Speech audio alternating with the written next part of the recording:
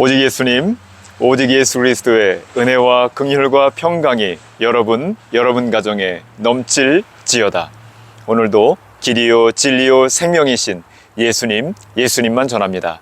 오늘의 말씀 사무엘상 15장 10절에서 31절, 사무엘상 15장 10절에서 31절, 하나님의 후회라는 제목으로 말씀을 전합니다. 여러분, 사람은 누구나 후회를 하며 살아가죠. 작든 크든.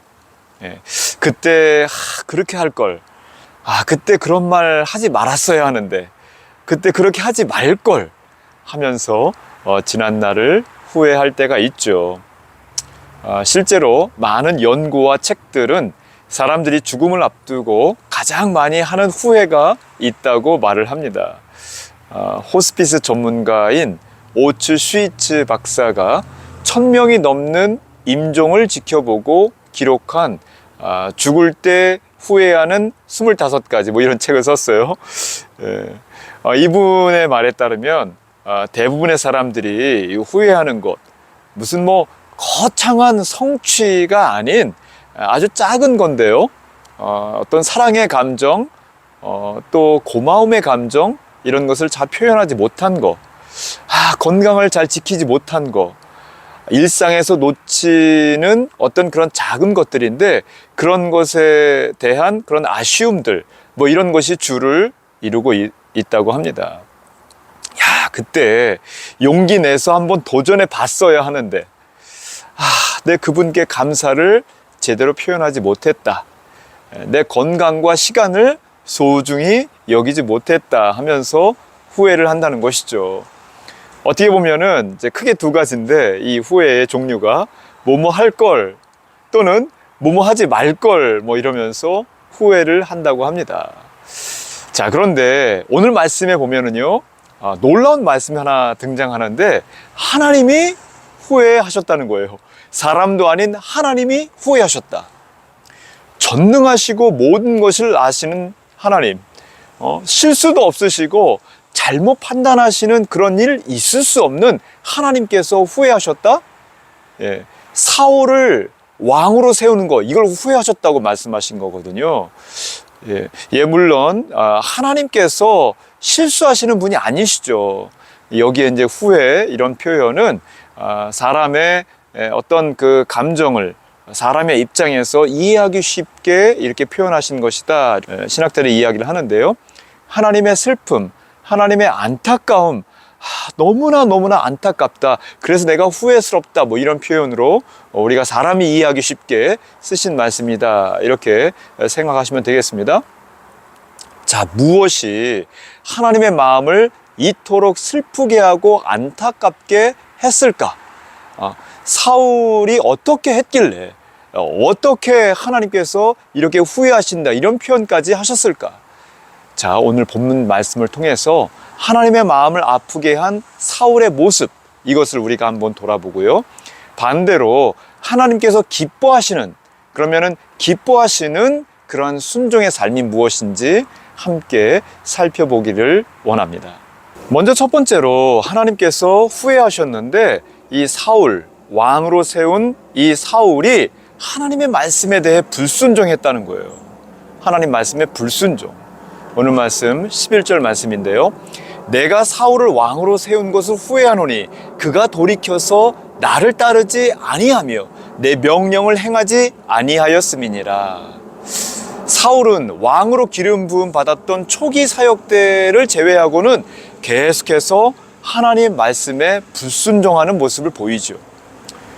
블레셋과 전쟁을 하면서도 금욕주의, 신비주의, 기복주의 모습을 보이면서 하나님 말씀에 불순종. 또 오늘 15장 말씀은 아말렉과의 전쟁 장면인데요. 아말렉과 전쟁을 하면서도 하나님 말씀에 불순종하는 모습을 보입니다. 하나님은 사울에게 3절 말씀 보면은요, 아말렉을 쳐서 그들의 모든 소유를 남기지 말고 진멸하되 남녀와 소아와 젖먹이는 아이까지 양과 낙타와 나귀를 다 죽여라, 이렇게 말씀을 하십니다. 어떻게 보면 굉장히 잔인한 하나님 아닌가 이렇게 생각할 수 있지만은요, 이것은 죄를 남기지 말고 죄악의 씨앗까지 완전히 다 소멸시켜라, 다 남기지 말고 없애라, 이러한 영적 의미가 있거든요. 자, 그런데 사울은 어떻게 했습니까? 하나님의 말씀에 따라 순종한 것이 아니라 좋은 양, 좋은 소는 남겨두었어요. 그리고 아말렉 왕인 아각도 살려두죠. 9절 말씀인데요. 사울은 이 대부분은 사실 진멸했지만, 그렇지만 일부는 남겨놓은 거예요.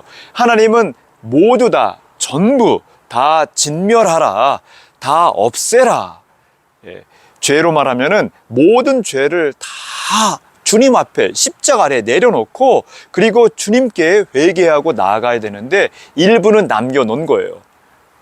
완전한 순종이 아닌 것이죠. 부분적인 순종을 했다는 것입니다. 아말렉을 남기지 말라는 명령, 이 명령에 따라 온전히 순종한 것이 아니라 일부는 순종하고 일부는 남겨놓은 거예요. 일부는 타협을 했다는 것이죠. 하나님보다 더 사랑하는 것이 있었고 그것은 남겨두었다라는 의미가 있는 것이죠. 십자가 앞에 철저히 내려놓지 못한 그러한 모습인 것이죠. 사울의 실패는 하나님의 말씀보다 자신의 판단을 우선한 것, 이것이 실패의 이유, 원인이었다는 것이죠.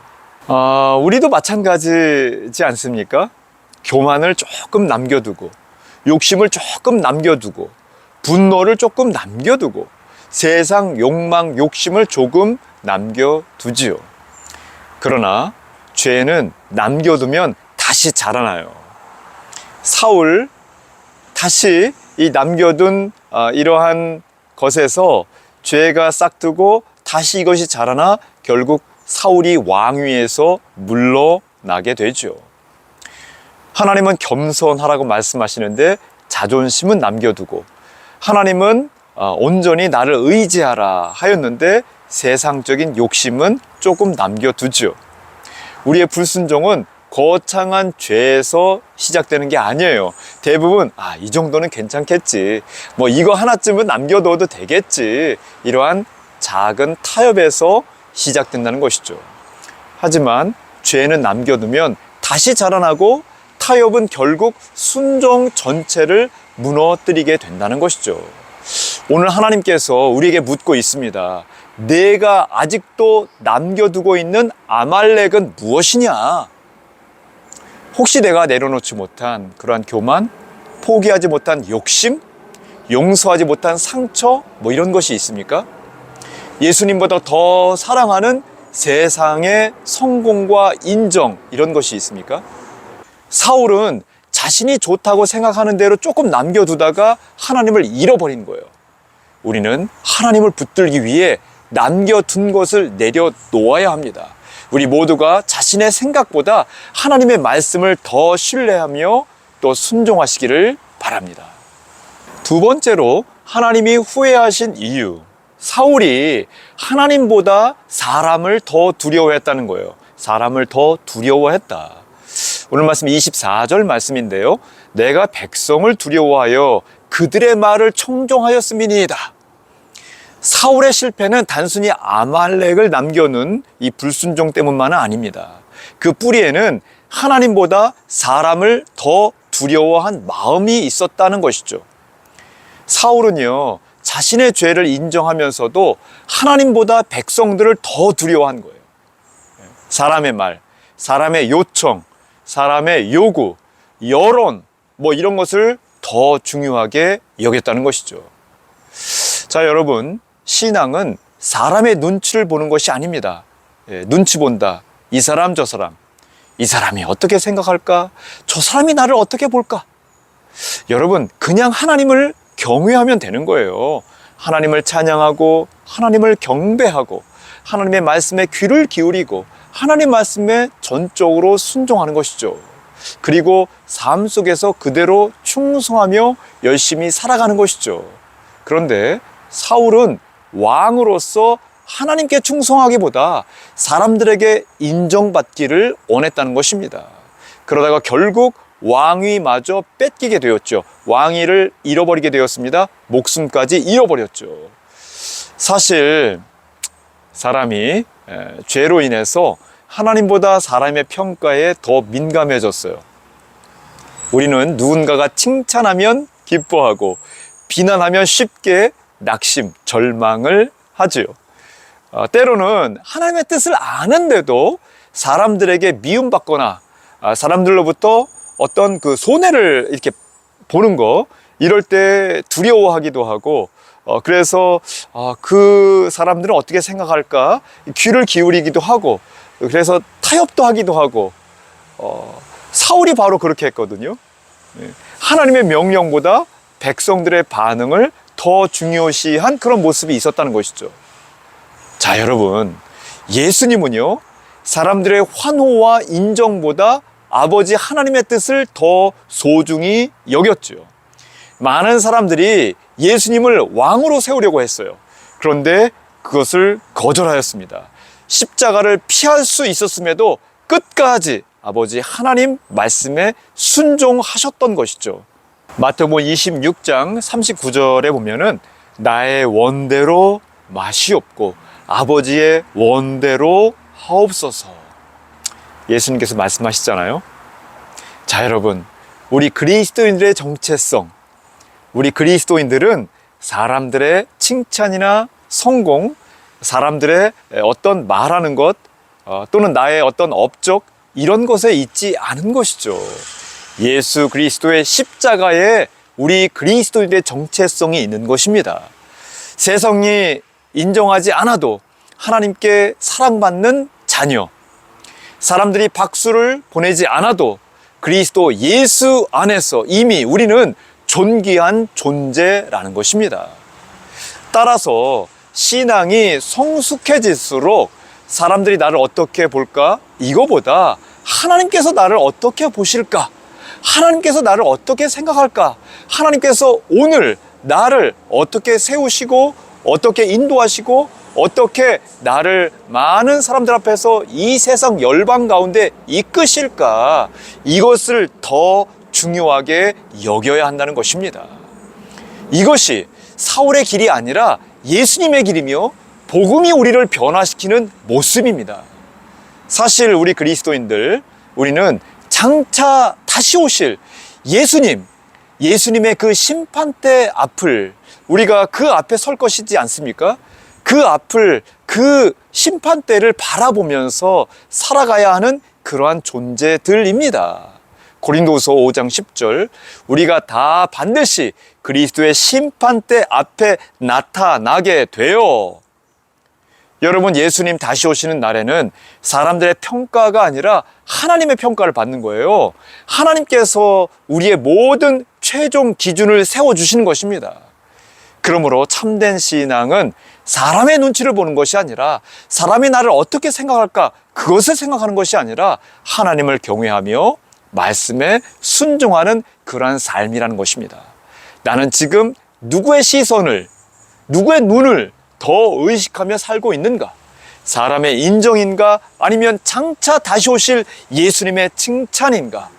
종말을 바라보는 성도는 사람의 박수보다 하나님의 잘하였도다, 착하고 충성된 종아, 이 음성을 더 소중히 여긴다는 것입니다.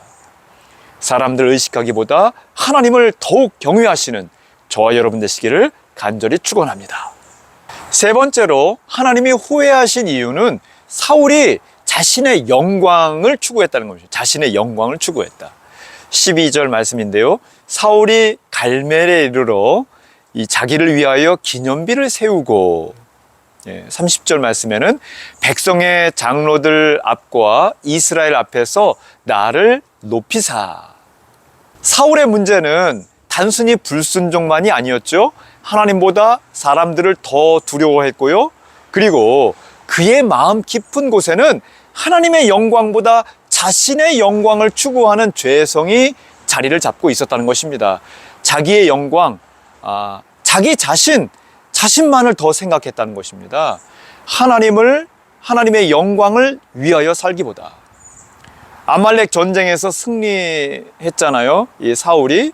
그리고 난 후에 하나님께 감사의 제단을 쌓기보다 예배를 드리기보다 말씀 앞에 기도하며 찬양하며 주님을 경외하고 경배하는 것보다 자신을 위한 기념비를 세웠다는 것입니다. 나를 위한 기념비, 나를 기념하라.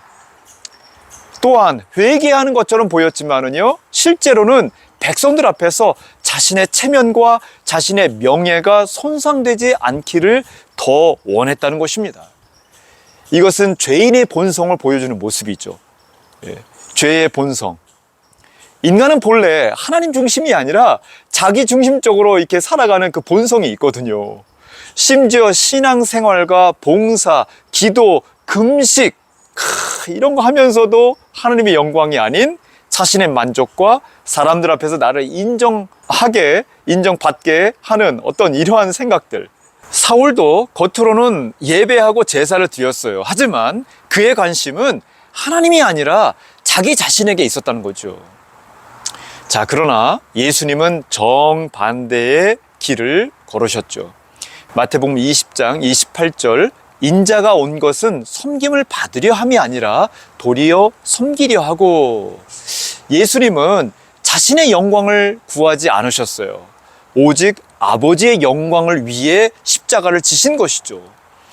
복음은 자기 영광을 추구하는 죄인들이 그리스도 십자가 앞에서 회개하고 하나님의 영광을 위해 살아가도록 변화시키는 능력이라는 것이죠.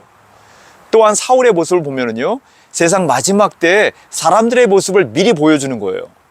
사람들은 하나님을 경배하기보다 자신을 높이고 자신의 이름을 남기려고 해요.